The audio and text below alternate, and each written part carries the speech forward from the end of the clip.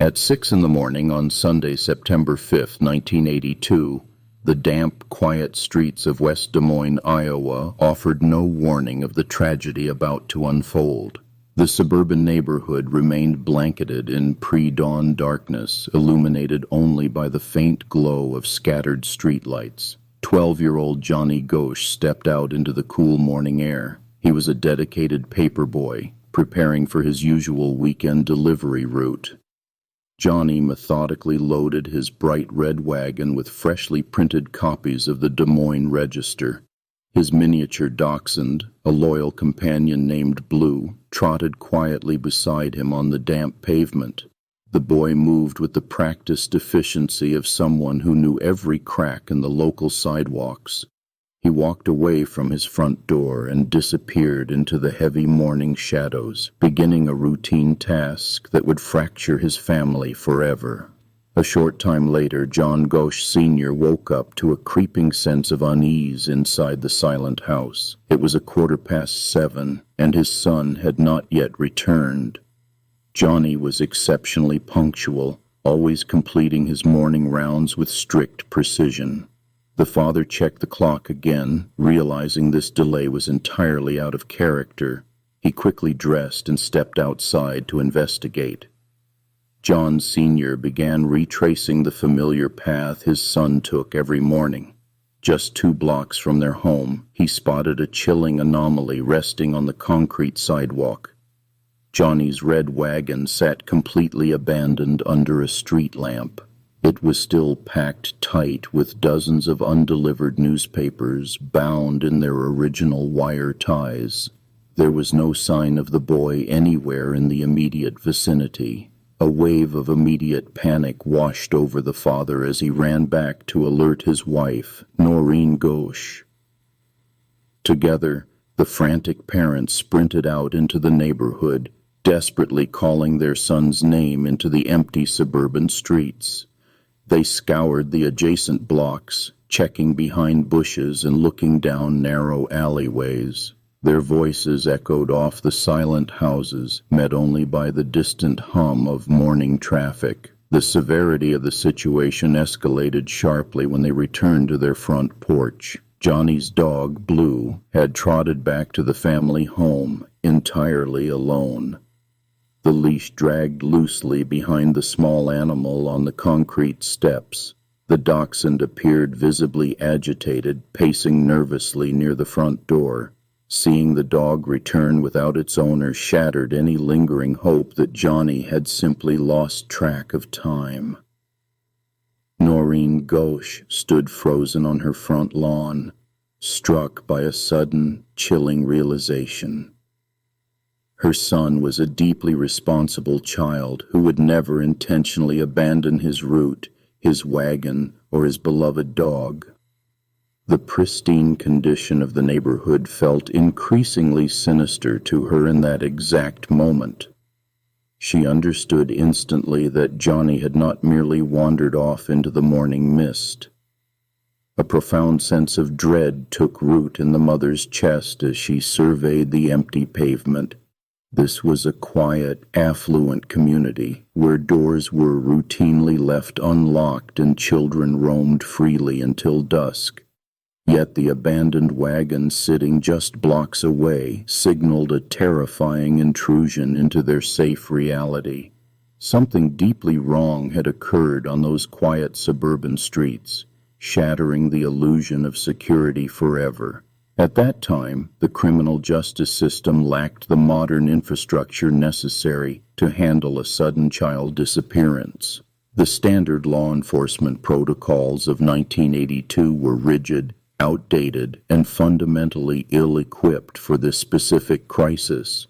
Police departments across the country operated under a strict default assumption regarding absent youth. They automatically categorized almost every missing child as a voluntary runaway, regardless of their age or the surrounding circumstances. This runaway classification triggered a mandatory 72-hour waiting period before active search operations could officially commence. Authorities required this 3-day buffer to ensure the child was not simply hiding at a friend's house.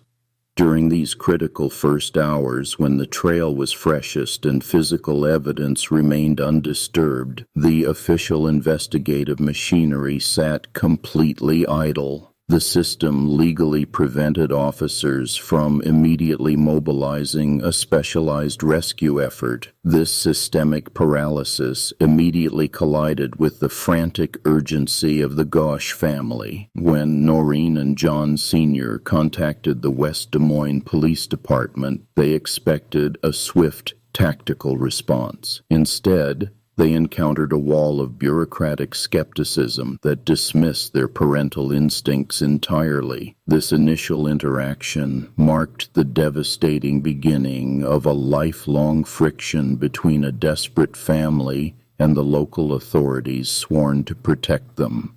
The parents found themselves fighting a two-front war on the very morning their son vanished. They had to search for their missing child while simultaneously battling the institutional inertia of the police department. The officers on duty viewed the abandoned wagon as a minor curiosity rather than a glaring red flag. This fundamental disconnect established a toxic dynamic that would severely hinder the investigation for decades. When patrol officers finally arrived at the scene on Marcourt Lane, their assessment was agonizingly casual. They briefly examined the red wagon and the stack of undelivered newspapers left on the sidewalk. Despite the highly unusual circumstances, the responding officers actively dismissed the parents' theory of a forced abduction.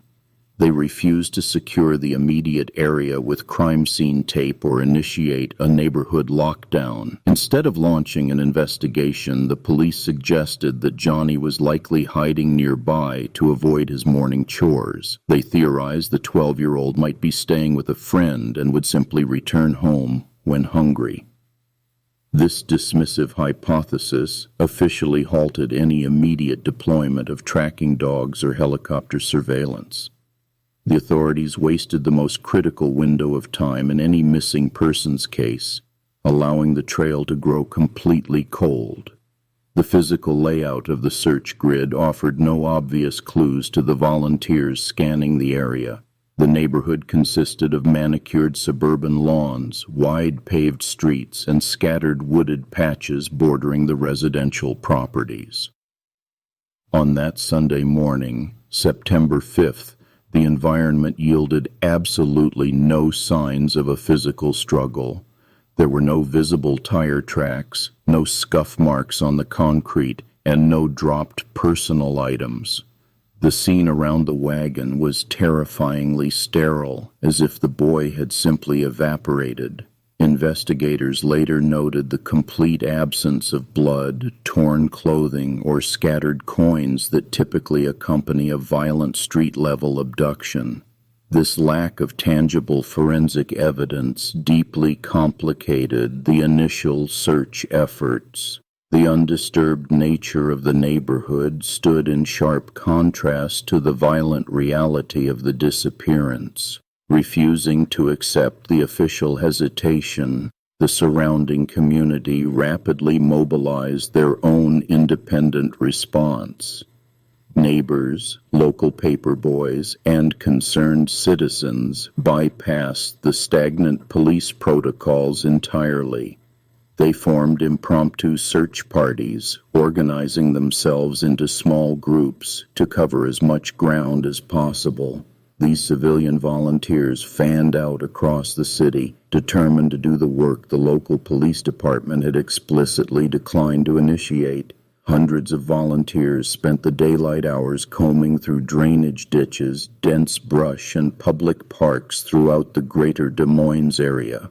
They handed out hastily printed flyers at major traffic intersections, hoping to catch the attention of early morning commuters. This grassroots effort highlighted the powerful intersection of local community action and desperate child advocacy. It was a vital attempt to bring Johnny home before darkness fell. In 1982, law enforcement operated without a centralized digital network for missing persons. Local police departments maintained isolated paper files in physical cabinets. Information rarely crossed state or even county lines with any efficiency. If a child vanished in Iowa, authorities in neighboring states remained completely unaware of the threat. The technological infrastructure of the era was fundamentally limited. It relied on mailed bulletins and slow teletype machines. This systemic blind spot meant investigators could not quickly compare notes on similar abductions. There was no national computer database to alert highway patrols or border crossings. The absence of this infrastructure crippled early search efforts. A perpetrator could drive just a few hours and completely escape the jurisdiction of the active investigation. The local police were essentially working in a vacuum. They had no way to track a suspect moving rapidly across the interstate highway system. While volunteers scoured the physical terrain, detectives began interviewing the other children awake that Sunday morning. The paper route covered a specific grid of residential streets in West Des Moines. Investigators needed to reconstruct the exact timeline of September 5, 1982. They turned their attention to the few people who shared that pre-dawn environment. Official records showed detectives knocking on doors to speak with the other young delivery boys. These young witnesses provided the first actionable intelligence of the morning. Police recorded their statements in handwritten interview logs at the station. The children described the quiet streets before the sun rose. Their accounts slowly began to form a chilling sequence of events. The focus of the investigation shifted from the physical evidence to human memory. Another paperboy reported a specific anomaly along the route. He had observed a blue two-door sedan slowly cruising through the neighborhood. This vehicle did not belong to any known resident of the area. The boy watched as the car stopped near Johnny Gosch. The witness described the vehicle moving with deliberate predatory slowness. It stood out sharply against the usual stillness of the morning routine. According to the witness testimony, a strange man exited the vehicle. This individual engaged Johnny in a brief conversation on the sidewalk. The interaction happened just minutes before the wagon was found abandoned. This singular detail transformed the case from a suspected runaway incident into a probable abduction. The presence of the blue car established a clear mechanism for the disappearance. It gave investigators their first tangible lead. This revelation sent a profound shockwave through the local youth. The boys who delivered the Des Moines Register realized the severe danger they had unknowingly faced. The route was an unprotected environment.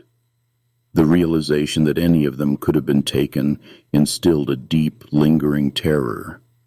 The psychological impact on these young witnesses was substantial.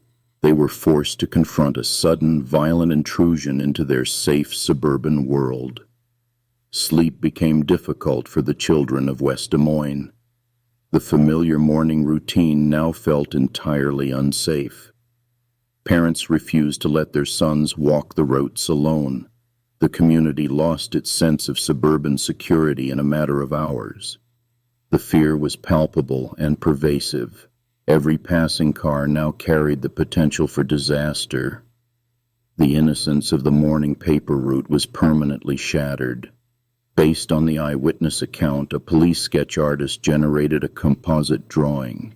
The image depicted a Caucasian male with a prominent mustache. He wore a simple baseball cap pulled low over his eyes. This stark black and white rendering soon became the defining visual artifact of the early investigation. The drawing was reproduced in police reports and distributed to patrol units. It offered a chilling glimpse of the suspected predator. The suspect's face began to appear on utility poles and storefront windows. It was a completely ordinary visage, which made it all the more terrifying. This mundane profile would haunt the small town for decades. It represented the anonymous threat lurking just beyond the streetlights. The drawing stared out from bulletin boards in grocery stores and post offices. It was a constant visual reminder of the unresolved trauma. Despite the alarming nature of the suspect's sketch, the story struggled to gain traction outside of Iowa. Local news channels broadcasted the updates continuously. However, national television networks initially ignored the disappearance. In 1982, missing children were rarely considered national news stories. The television industry lacked the precedent for covering local abductions on a wider scale. The story remained trapped within the regional media market. The media landscape lacked a framework for publicizing these specific tragedies. Broadcasters viewed local abductions as strictly regional issues. There was no systemic mechanism to push a missing child alert to a nationwide audience. This institutional barrier isolated the Gosch family during their most desperate hours. They were fighting against a media apparatus that fundamentally did not recognize their crisis as a national priority. Facing a sluggish police response and localized media limits, Noreen Gosch made a critical decision. She realized the official channels were fundamentally inadequate. The standard procedures would not bring her son back. She understood that she had to manufacture the public awareness herself. The official investigation was moving too slowly to be effective. The responsibility for finding Johnny now rested squarely on her shoulders. This realization marked a definitive turning point. The grieving mother transformed into a relentless organizer. She bypassed the traditional reliance on law enforcement. The intersection of a mother's desperation and systemic failure birthed a new kind of advocacy. Noreen refused to be a passive victim of circumstances. She began to strategize a massive public relations campaign from her own home. Noreen organized an unprecedented independent printing operation. She utilized her own funds and gathered a dedicated team of volunteers. They produced hundreds of thousands of missing person flyers. These documents featured clear photographs of Johnny and the composite sketch of the suspect. The operation required securing bulk paper, negotiating with local printers, and organizing assembly lines. It was a logistical feat driven entirely by grief and determination. The volunteers mailed these flyers to police departments, post offices, and businesses across the country. They established a massive logistical network from their living room. This relentless distribution forced the case into the national consciousness. It was a manual, exhausting process of sheer repetition. They stuffed envelopes, licked stamps, and cataloged addresses meticulously. They built the communication network that the government lacked. This immense effort exacted a heavy physical cost on the family. The Gosch home transformed into a chaotic command center. Sleep was rare, and the emotional exhaustion was absolute. Every waking moment was consumed by the mechanics of the search. The dining room table disappeared under stacks of paper and maps. The normal rhythms of family life were entirely suspended. The family telephone rang constantly at all hours of the night. Many calls offered false leads or cruel pranks. Some anonymous callers even attempted extortion. Managing this relentless psychological barrage pushed the family to the absolute brink of endurance. They had to treat every call as a potential breakthrough, no matter how unlikely. The emotional whiplash of hope and disappointment became their new, grueling reality. As the weeks passed, the physical landscape of West Des Moines began to change. The lush green canopy of late summer gave way to autumn, and yellow leaves started falling across the suburban sidewalks. The weather cooled, but the crisp air brought no relief to a community paralyzed by uncertainty. The familiar backdrop of American domestic life felt permanently altered. The streets themselves grew noticeably empty. Children who had previously spent their afternoons riding bicycles and exploring neighborhood creeks were now kept firmly indoors. Parents no longer allowed unsupervised play in front yards, and the casual freedom of suburban youth vanished. The quiet of the neighborhoods was no longer peaceful, but heavy with suspicion. Inside the Gosch home, Noreen refused to let her son become a forgotten statistic. She recognized that the initial police delays were not just local mistakes, but symptoms of a massive systemic failure. There was no established protocol for finding stolen children, and she decided to force the creation of one. Her private grief rapidly transformed into highly organized public outrage. She began laying the groundwork for a broader advocacy movement, demanding sweeping legislative changes to protect children nationwide. Noreen traveled to speak with lawmakers, law enforcement agencies, and other grieving parents. She argued that the decentralized, reactive nature of local police departments was fundamentally unequipped to handle child abduction. A unified, immediate response system was required by law.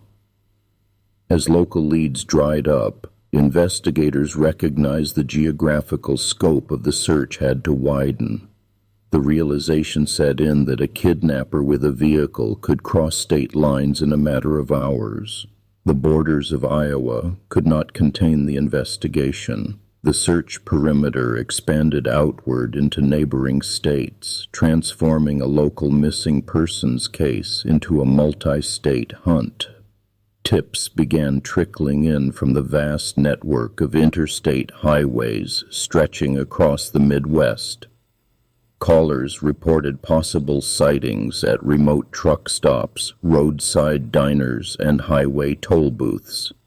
Each tip required coordination with out-of-state authorities, stretching the resources of the local police.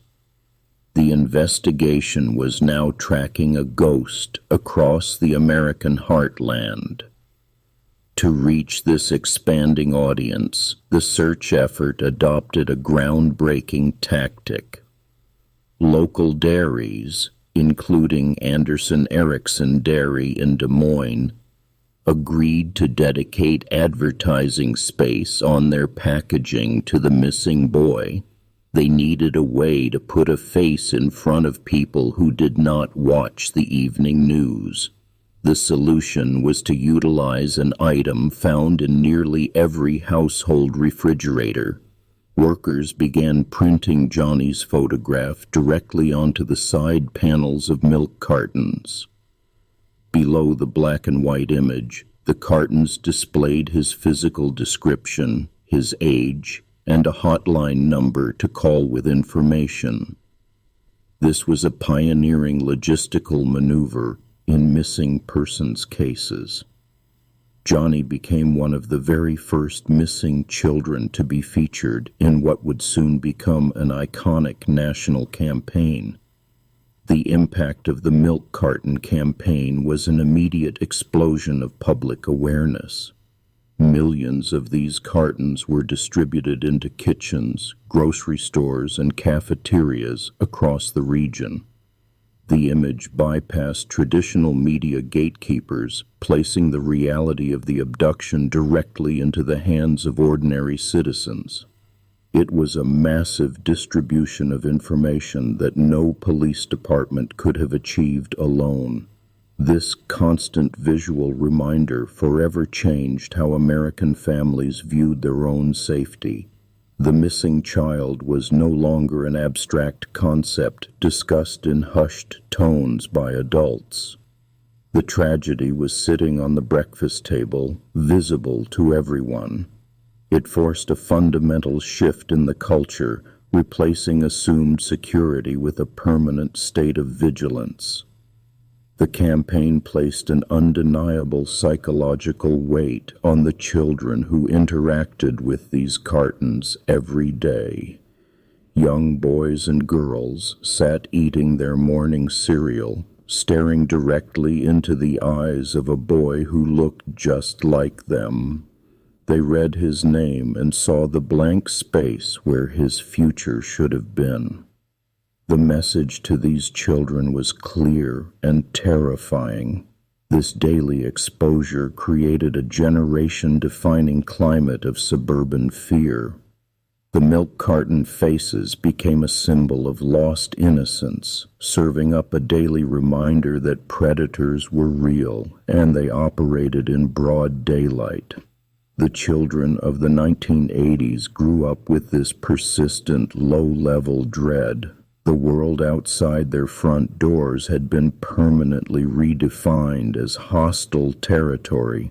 Noreen Gosch channeled this massive public awareness directly into the political arena. She engaged in fierce lobbying efforts at the Iowa State Capitol, confronting legislators with the failures of the current system. She demanded an end to the arbitrary waiting periods that had cost critical hours on the morning her son vanished. Her campaign aimed to rewrite the legal definition of a missing child response. These relentless political battles culminated in the passage of the Johnny Gosch bill in 1984. This landmark piece of legislation mandated an immediate police response to any report of a missing child in the state of Iowa. Law enforcement could no longer dismiss a disappearance as a likely runaway case based on age. The law officially recognized that the first few hours were the most critical in a kidnapping. Just as these institutional reforms began taking effect, a second nightmare struck the community. On the morning of August 12, 1984, the fragile sense of returning normalcy was entirely shattered. It was another quiet Sunday, almost 2 years after the initial disappearance. The new protocols were about to be tested in the most devastating way possible. The realization swept through the police department that the predator, or predators, had not stopped. The exact same metropolitan area was targeted again, with a brazen confidence that defied the heightened public awareness. The nightmare had returned to the exact same streets. The community was forced to confront the reality that the first abduction was not an isolated event.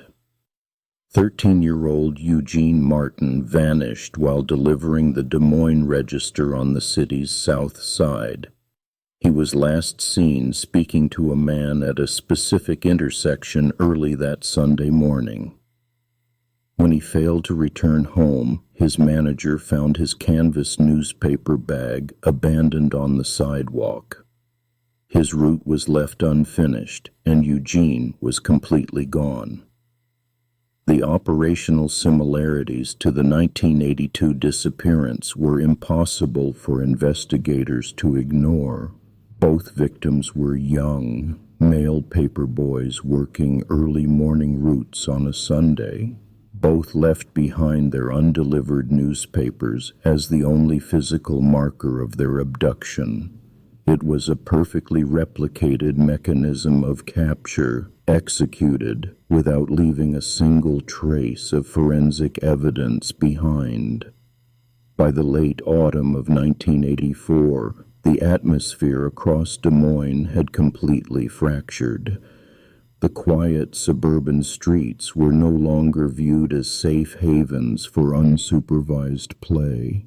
Parents hastily organized neighborhood watch rotations, standing at the ends of driveways before dawn with flashlights in hand. A child riding a bicycle down the block was now perceived as an unacceptable risk. The morning paper route, once a quintessential symbol of Midwestern independence, was fundamentally altered. Children were strictly forbidden from delivering the morning news without an adult escort walking beside them. Cars driving slowly through neighborhoods were reported to dispatchers by vigilant homeowners. The city was operating under a collective state of panic, waiting for a predator to strike a third time. In the public consciousness, the disappearances of the two young paperboys were immediately and permanently linked. It seemed mathematically impossible for two identical abductions to occur in the same metropolitan area by coincidence. Yet local detectives and federal agents found themselves hitting the exact same procedural walls. They scoured the specific intersection where the second boy vanished, looking for any tire tracks or dropped items. The joint investigation struggled against a profound lack of physical evidence. There were no matching fingerprints, no shared fibers, and no reliable witness accounts placing the same suspect at both scenes. The authorities were forced to treat the cases as parallel but legally distinct investigations. This lack of tangible connection frustrated the community and fueled early whispers of a highly organized operation.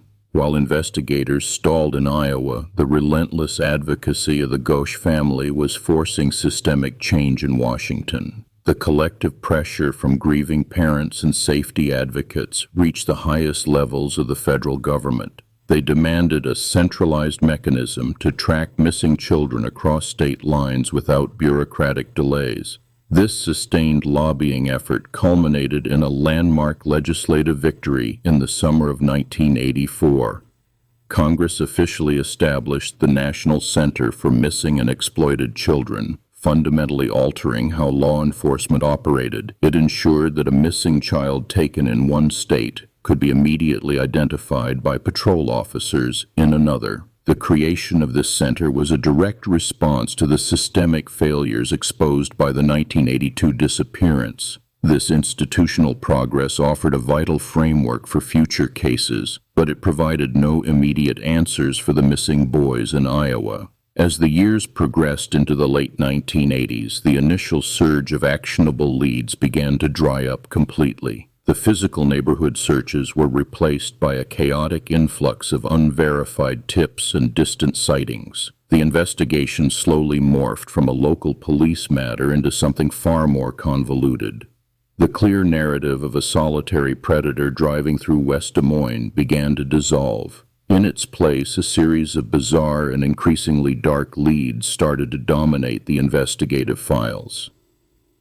The case attracted informants who claimed to possess hidden knowledge of vast underground criminal networks. This shift pulled the focus away from the physical streets of Iowa and into a murky psychological territory. The most significant divergence in the case occurred with the introduction of a man named Paul Bonacci. Bonacci was an inmate in a Nebraska psychiatric facility who began making extraordinary claims about Johnny's abduction.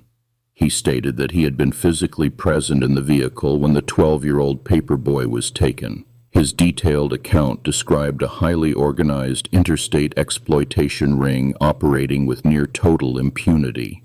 Bonacci alleged that the abduction was not a random crime of opportunity, but a targeted operation commissioned by powerful individuals. He provided precise descriptions of the kidnapping mechanism, claiming the boy was quickly transported across state lines. These statements were recorded in extensive interviews, introducing a sprawling conspiracy narrative. The scope of his claims required investigators to look far beyond the initial suspect profiles. For Noreen Gosch, listening to these graphic and disturbing descriptions extracted a devastating emotional toll. She was forced to visualize her son enduring systematic abuse within a hidden criminal enterprise.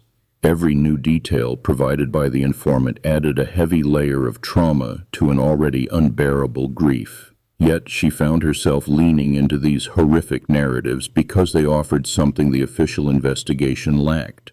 These claims provided a continuous thread of information in a void of police silence. Confronted with a choice between an unsolved mystery and a disturbing explanation, she chose to believe the informant. Accepting this dark reality meant accepting that her son was the victim of a vast, coordinated evil. It was a harrowing psychological burden, but it gave her a specific enemy to fight against. The official stance of the West Des Moines Police Department and the FBI stood in stark contrast to the family's new focus. Federal profilers and local detectives reviewed the informant's extensive claims and found them fundamentally unreliable. They pointed out severe inconsistencies in his timeline and noted his documented history of psychiatric instability. From an evidentiary standpoint, his narrative could not be corroborated by a single piece of physical data. Law enforcement agencies operate on a strict requirement for tangible proof before allocating resources to a theory. Without forensic evidence, matching travel records, or secondary witnesses, the interstate exploitation ring remained an unverified hypothesis. The police officially dismissed the informant's account, refusing to integrate his claims into the active case file. This procedural decision was standard protocol, but it was perceived by the family as a deliberate dismissal. This fundamental disagreement over the validity of the new evidence created a permanent fracture. The unified front that had once defined the early days of the search completely collapsed. The community was forced to watch as the grieving mother and the local police department turned against one another. It was no longer a shared mission to find a missing child, but a bitter dispute over the nature of the crime itself. The growing rift split the city of Des Moines into opposing camps. One side trusted the methodical, evidence-based skepticism of the official investigators. The other side rallied behind a mother who believed the authorities were either incompetent or actively hiding the truth. This division stalled any meaningful collaboration, ensuring that future efforts would run on entirely separate tracks. Cut off from official police resources, Noreen Gosch and her supporters began to fund their own independent operations. They hired private investigators to track down peripheral witnesses and follow the interstate leads dismissed by the FBI. These detectives traveled across the Midwest, compiling dossiers of circumstantial evidence. They operated entirely outside the established chain of custody, building a parallel case file in a private home. This independent investigation relentlessly pursued the theory of a systemic cover-up stretching far beyond the borders of Iowa. In 1989, they presented a controversial set of photographs to the media, claiming they depicted the missing boy in captivity.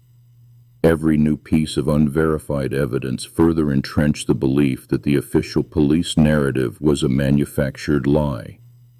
Inside the Gosch home, the physical manifestation of the independent investigation began to consume the living space entirely. What started as a single manila folder of police correspondence rapidly expanded into a sprawling, chaotic archive. Cardboard boxes lined the narrow hallways, packed tightly with handwritten letters from across the country.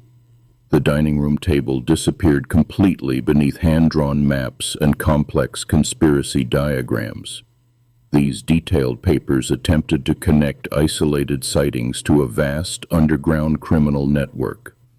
With each passing year, the stacks of unverified witness statements grew taller, transforming a quiet suburban residence into an unofficial, high-stress command center. This relentless pursuit of alternative theories fundamentally altered the family's standing in the local community. Local authorities viewed the growing archive not as actionable evidence, but as a severe obstruction to standard police work.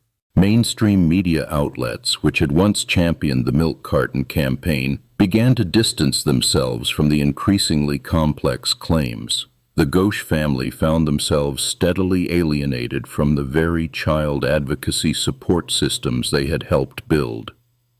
Official press conferences ceased entirely, replaced by hushed neighborhood rumors and mounting public skepticism. They were left completely isolated in their grief, navigating a labyrinth of unproven leads without any institutional backing or resources. This dramatic shift in public perception did not occur in a cultural vacuum. By the late 1980s, American society was heavily influenced by the sociological phenomenon known as the Satanic Panic. Widespread, unsubstantiated fears of organized occult networks operating in the shadows dominated daytime television and local news broadcasts. Law enforcement agencies nationwide were suddenly inundated with reports of elaborate underground syndicates. This feverish cultural climate heavily colored how the public and the police interpreted anomalous child kidnapping cases. When independent investigators proposed a massive trafficking ring, it sounded to authorities exactly like the baseless panic sweeping the rest of the country. As the turbulent 1980s gave way to the early 1990s, the momentum of the initial investigation steadily deteriorated. The calendar pages turned relentlessly, but the official file on the missing boy remained static. Detectives occasionally reviewed the old case notes, yet they uncovered absolutely no new physical evidence to match the sensational claims. The investigation transitioned from an active daily pursuit into a deeply frustrating cold case. The national spotlight faded away, moving on to newer tragedies and different, more immediate headlines. In West Des Moines, the mystery simply lingered, a heavy silence settling over the neighborhoods that had once been plastered with missing posters. Inside the master bedroom of the Gosch home, that oppressive silence was anchored by a single physical object. A standard landline telephone sat on the bedside table, its cord neatly coiled. For over a decade, this specific device served as a constant focal point of both desperate hope and paralyzing dread. The ringer volume was always set to maximum, ensuring it could be heard clearly from any corner of the house. Dust was meticulously wiped from its receiver, keeping it ready for the one specific call that might finally break the quiet. Yet, night after night, the phone simply sat there, refusing to ring. Then, in March 1997, the established narrative fractured entirely during a single, undocumented event. According to Noreen Gosch, a late-night knock echoed heavily through her front door. She approached the entryway cautiously, expecting a neighbor or perhaps a stranded motorist needing assistance in the dark. When she opened the heavy wooden door, she reported finding two men standing quietly on her porch. One was a complete stranger, lingering slightly behind in the shadows of the yard. The other man stood forward, looking directly at her, initiating the most controversial chapter in the entire history of the case. Noreen stared at the man on her doorstep and felt an immediate, overwhelming shock of recognition.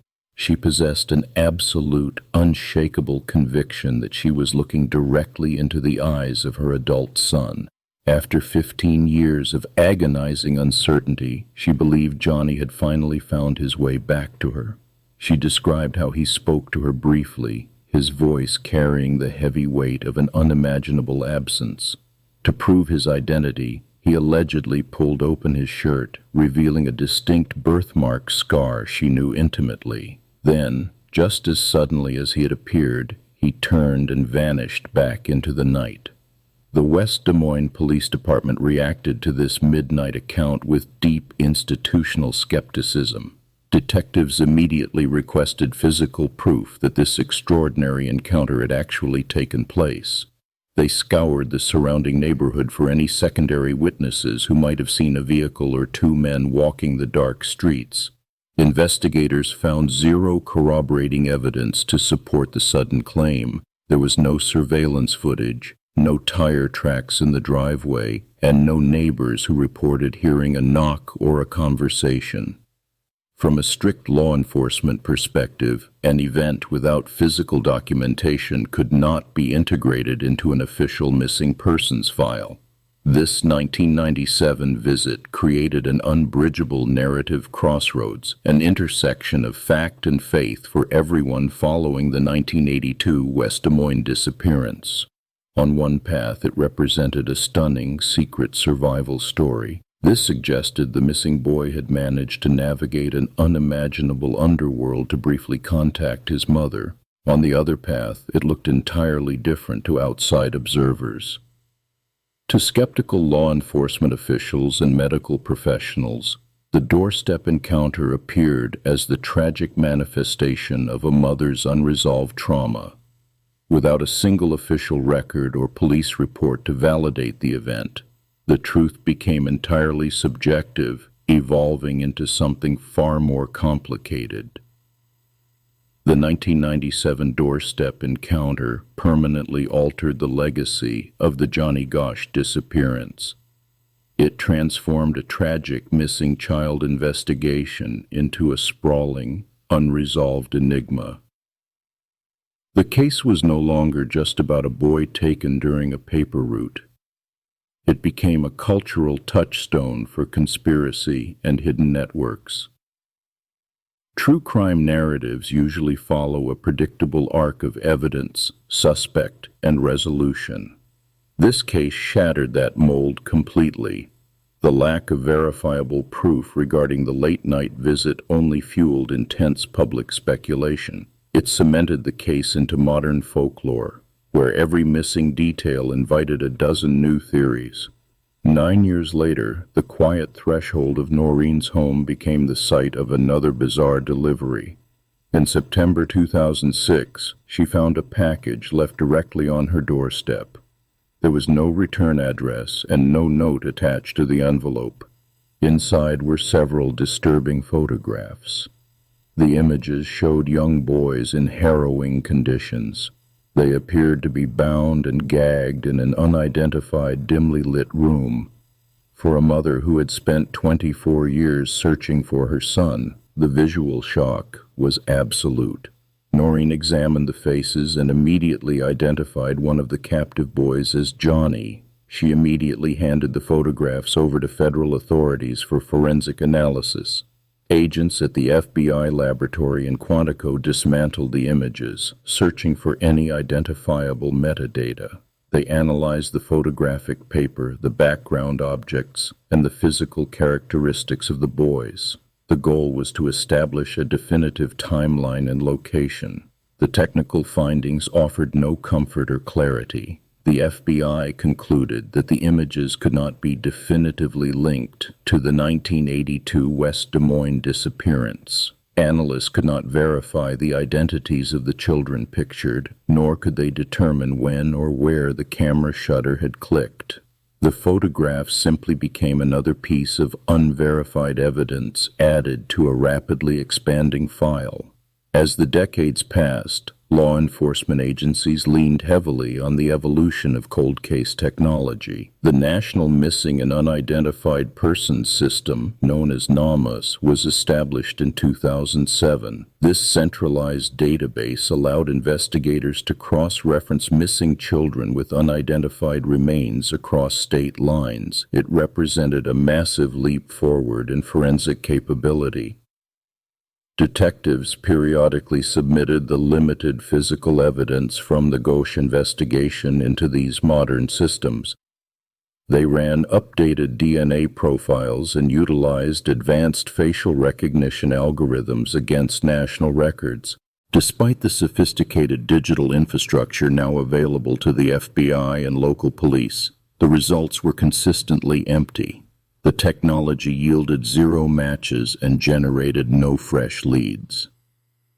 The endless cycle of bizarre clues and dead ends eventually forced a shift in public perception. People began to look past the specific granular mysteries of the unverified photos and the midnight visits.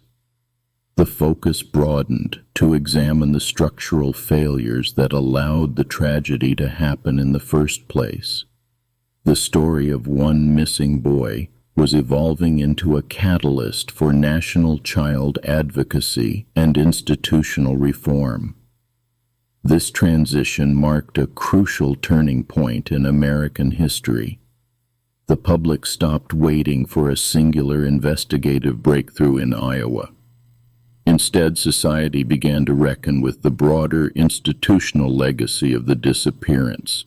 The collective mindset moved from trying to solve the unsolvable puzzle to preventing it from ever happening again. This collective reckoning fundamentally altered the fabric of American family life. The Gosch case did not exist in a vacuum. It struck the national consciousness alongside the high-profile disappearances of Ethan Patz in New York and Adam Walsh in Florida. Together, these 3 tragedies completely dismantled the era of free-range childhood. Parents who once let their children roam neighborhoods until the streetlights came on suddenly locked their doors. The fundamental assumption of safety in quiet communities evaporated almost overnight. Walking to school alone or delivering newspapers before dawn was no longer viewed as a character-building exercise. It was suddenly perceived as an unacceptable risk. The psychological toll of this realization was heavy and immediate. A deep collective grief settled over the nation, particularly in the sprawling, affluent suburbs of the Midwest. These were neighborhoods explicitly built to be safe havens from urban crime. The realization that violent disruption could strike a quiet street in West Des Moines shattered that carefully constructed illusion. Families mourned not just for the missing child, but for a lost way of life. The communal trust that defined suburban existence was replaced by a pervasive, lingering anxiety. Every unfamiliar car idling at an intersection became a potential threat. The innocence of the American suburb was permanently fractured, leaving behind a legacy of hypervigilance. Today, the official investigation file remains housed at the West Des Moines Police Department. It is not closed, nor is it relegated to a dusty archive room. The disappearance is officially classified as an open and active cold case. A designated detective is still assigned to manage the voluminous records and monitor incoming tips. Law enforcement protocols require periodic, systematic reviews of the entire case file. Investigators routinely re-examine old interview transcripts and evidence logs, searching for any overlooked connections. They maintain open channels with federal agencies to ensure that any new forensic techniques can be rapidly applied. Despite the passage of more than 40 years, the police department maintains a formal commitment to finding an answer. Outside the precinct, the physical landscape of the city has transformed entirely. The specific intersection where a red wagon was found abandoned in 1982 looks remarkably ordinary today. The old trees have grown taller, and the surrounding homes have been renovated or replaced. It is a modern, bustling suburban corner on any given morning. New families walk their dogs and wait for school buses along these same sidewalks.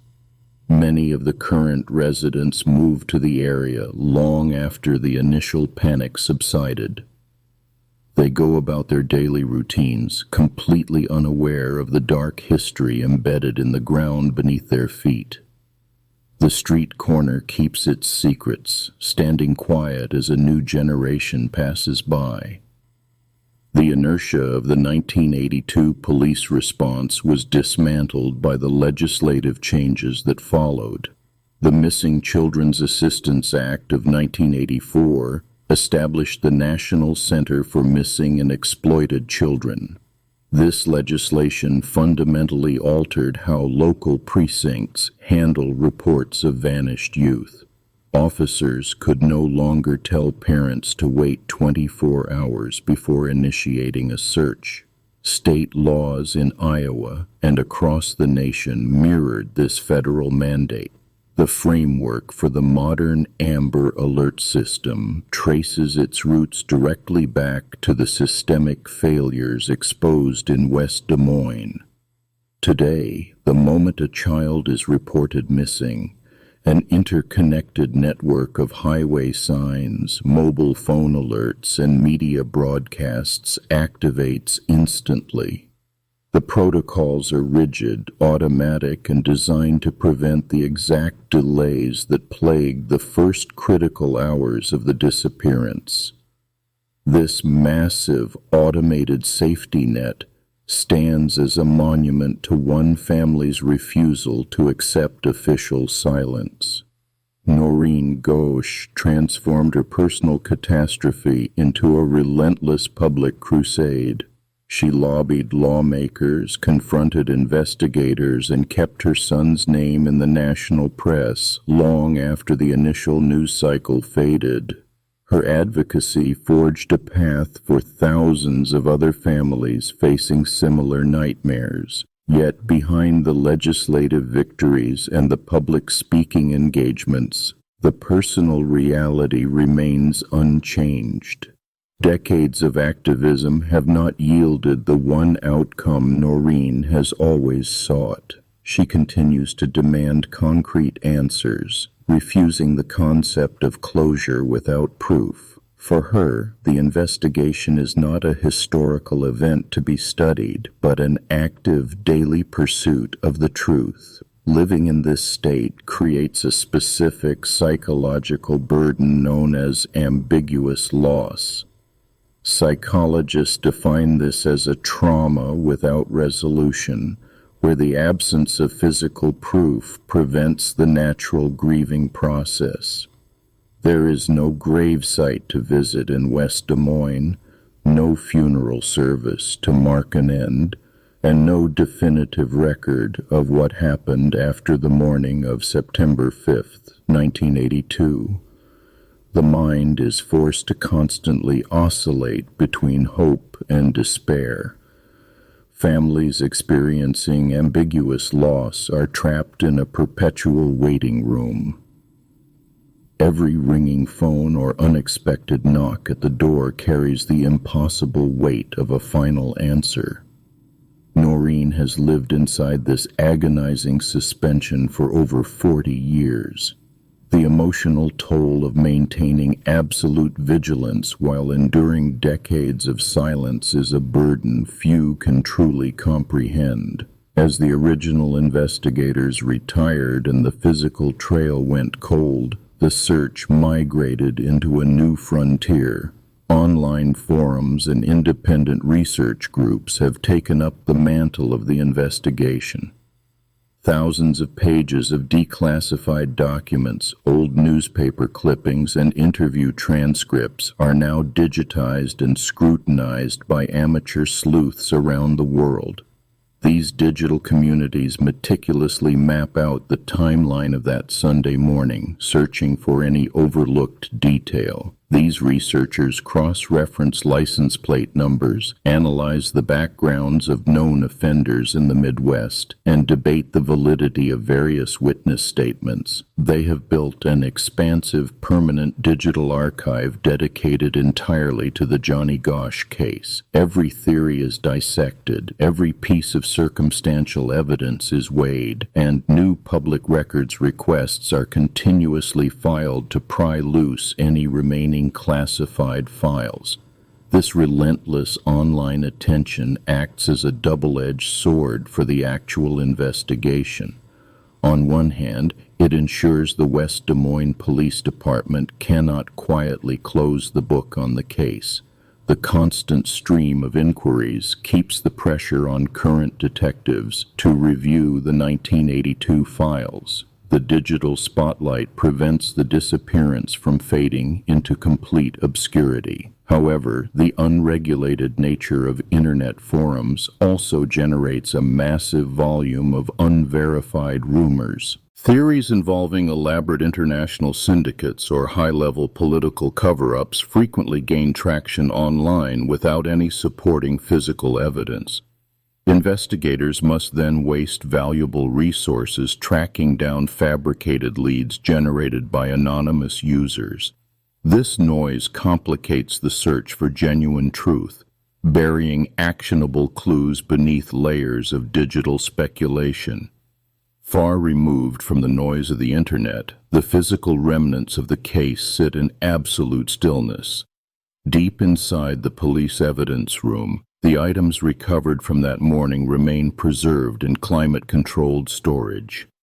The yellow paper route bag, still holding the undelivered Sunday editions of the Des Moines Register, rests in a sealed container. The metal frame of the red wagon sits nearby, its paint untouched since the day it was abandoned on the sidewalk. The fluorescent lights hum overhead in the windowless archive. Dust motes drift through the sterile air, settling on rows of cardboard boxes labeled with case numbers from decades past. Inside the specific boxes assigned to 1982, the physical reality of a 12-year-old boy is reduced to forensic swabs, faded photographs, and typed reports. It is a quiet, static tomb of evidence, waiting for a technological breakthrough that can finally make the silent object speak. The preservation of this evidence, and the way the department now communicates about it, highlights a massive shift in institutional behavior. The initial friction between the Gosch family and the police forced departments nationwide to reevaluate their public relations strategies. Law enforcement agencies realized that dismissing a grieving family's concerns not only damages public trust, but also hinders the investigation itself. Modern protocols now mandate that police departments appoint dedicated family liaisons during major missing persons cases. These officers are trained to provide regular updates, explain forensic processes, and treat the family as partners rather than adversaries. The institutional arrogance that characterized the early days of the 1982 investigation has been largely replaced by a framework of cooperation and humility, directly stemming from the hard lessons learned in Iowa. Looking back at the entirety of the case, the legacy of that September morning is a complex intersection of tragedy and unprecedented activism. The failure to find one boy catalyzed a national movement that fundamentally altered how a country protects its youth. From the milk carton campaigns of the 1980s to the instant digital alerts of today, the mechanisms of child safety were built upon the foundation of this specific, unresolved mystery. Yet, all the systemic progress in the world cannot rewrite the history of the West Des Moines police logs. The sweeping reforms and the sophisticated technological advancements stand in stark contrast to the simple, agonizing fact that a child vanished and never returned. The documentary record of the investigation is a testament to human resilience, but it is also a permanent ledger of an undeniable, collective failure. At the center of this expansive legacy remains the image of a 12-year-old boy. Johnny Gosch is no longer just a missing person. He has become a permanent symbol of vulnerability. His photograph, frozen in time, represents the exact moment when the illusion of absolute safety was shattered for an entire generation of parents. He is the face of every child who walked out the front door and stepped into the unknown. But beyond the symbolism and the national impact, he remains a son. The enduring presence of his memory is fueled by a fierce, uncompromising parental love that refuses to yield to the passage of time. As long as the questions remain unanswered, the search continues, driven by the belief that someone, somewhere, holds the final piece of the puzzle.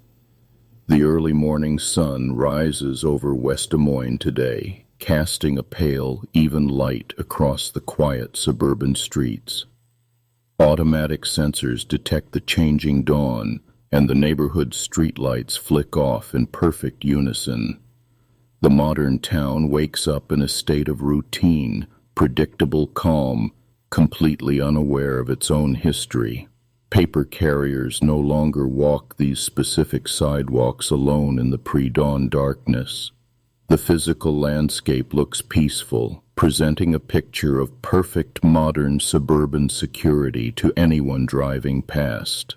Yet beneath this quiet surface, the community remains forever altered by the events of that single September morning in 1982.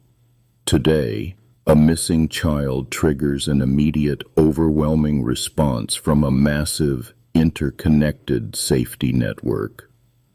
Geo-targeted phone alerts scream from digital devices across entire states within minutes of a reported disappearance. Digital highway signs flash vehicle descriptions and license plate numbers to thousands of morning commuters instantly, turning the public into a massive search grid. Local police departments now coordinate instantly with the FBI, bypassing the mandatory waiting periods that once paralyzed early investigations. This entire modern infrastructure stands as a direct, highly functional monument. It was built piece by piece upon the systemic failures and the agonizing delays exposed during the initial Johnny Gosch case. It is a harsh reality of law enforcement evolution that sweeping progress rarely comes from proactive planning. The National Center for Missing and Exploited Children was established in 1984, just 2 years after Johnny vanished. This vital institution was born entirely from reactive grief and the fierce lobbying efforts of devastated parents. Every new search protocol, every emergency broadcast system, and every updated police manual carries a heavy, unspoken price. The mechanisms that protect children today were drafted strictly because the old mechanisms failed completely. Public safety advancements are almost always purchased with private, irreplaceable loss, paid for by families who never saw their children again. Through all the legislative victories and procedural overhauls, Noreen Gosch maintained one clear, unyielding message. She demanded that society look directly at the uncomfortable reality of missing children. She refused to let the public look away and return to a comfortable state of denial, forcing the issue into the national spotlight. Her decades of relentless advocacy proved that a mother's voice is a powerful force, capable of breaking through dense, bureaucratic silence. She pushed against closed doors and dismissive officials for years. She ensured that Johnny and thousands of children like him would never simply fade into a list of forgotten statistics. Inside the West Des Moines Police Department, the physical records of the investigation still occupy significant shelf space.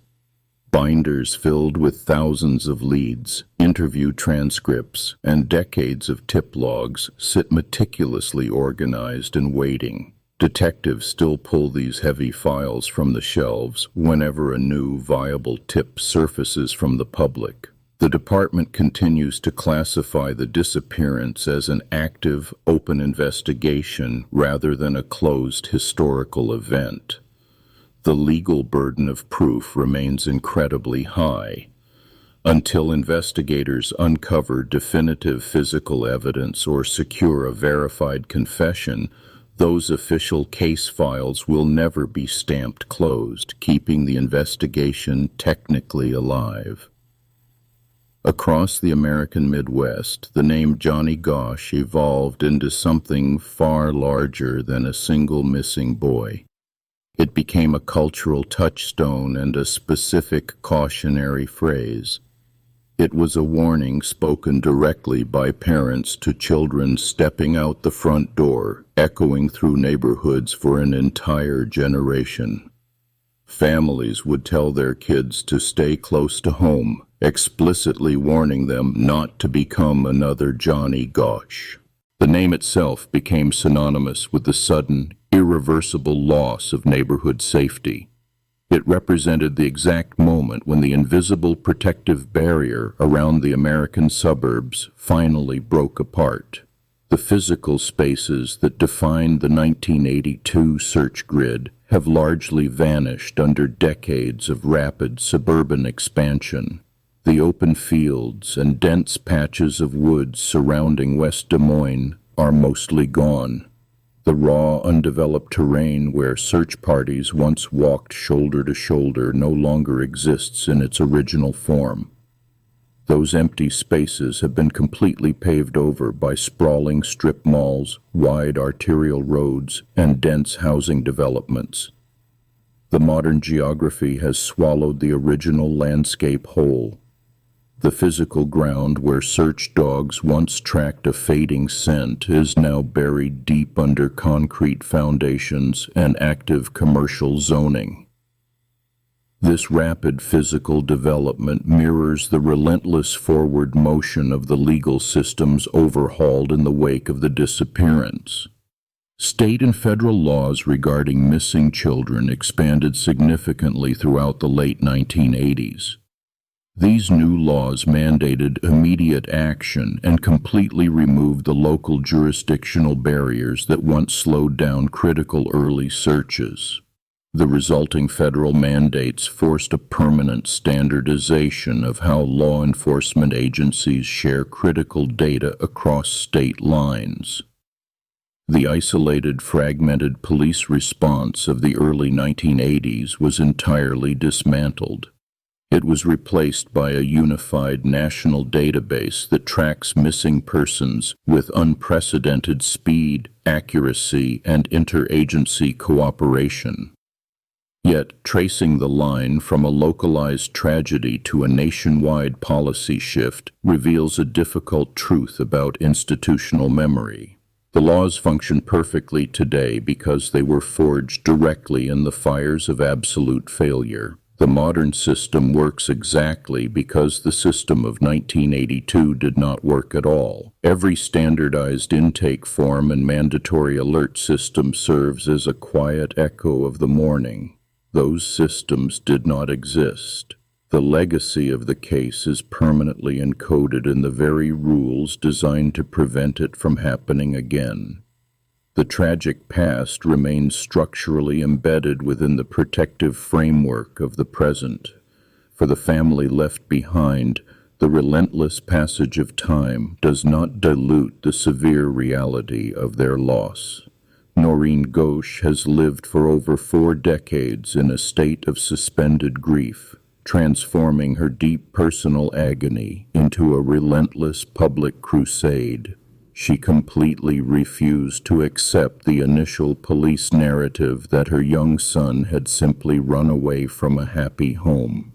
The daily physical and emotional toll of this continuous advocacy is immense and rarely documented by the cameras. She has spent thousands of hours analyzing heavily redacted documents, testifying before state legislators, and confronting a justice system that initially dismissed her outright. She carries the heavy, isolating weight of a mother who refuses to let her child be forgotten by the courts or the public. This fierce individual persistence eventually forced a systemic, nationwide overhaul of law enforcement procedures regarding minors. In 1984, the United States Congress formally established the National Center for Missing and Exploited Children. This vital agency was directly influenced by the glaring investigative failures exposed in Iowa during the chaotic early days of the search. The resulting legislative mandate fundamentally altered how local police process a reported disappearance.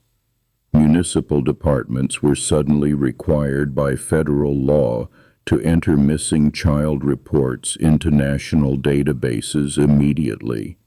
This critical change stripped away the arbitrary waiting periods that had completely crippled the initial search efforts in 1982, ensuring a rapid response. Despite these monumental shifts in national policy, the core factual void of the case remains stubbornly intact. Investigators have never definitively proven how the physical abduction was actually executed on that quiet suburban street. The crucial 15 minutes before sunrise on that September morning remain a total investigative blank, devoid of concrete answers. The abandoned red wagon left stranded on the sidewalk offers no forensic direction for modern detectives to follow. The conflicting witness accounts of a strange vehicle with out-of-state plates have never materialized into a verifiable suspect or a tangible lead. The precise sequence of events on that street corner represents a permanent blind spot in the official historical record. The visual legacy of that investigative blind spot quickly materialized in the everyday environment of American households.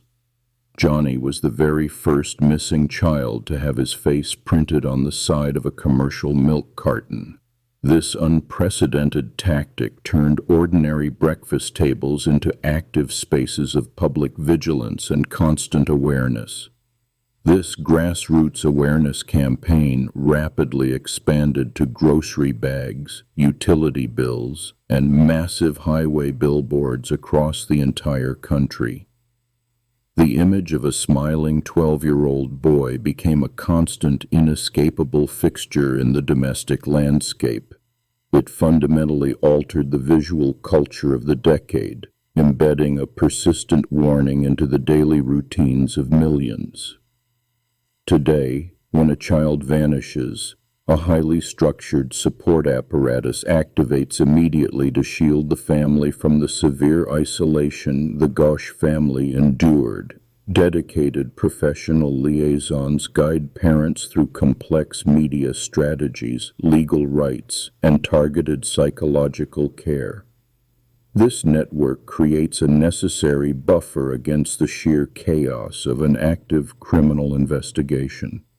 This organized response network operates on the established understanding that early, aggressive intervention is absolutely critical to a safe recovery.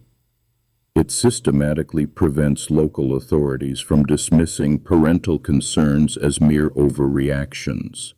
The network ensures that the initial hours of a disappearance are managed with overwhelming institutional resources rather than the damaging skepticism of the past.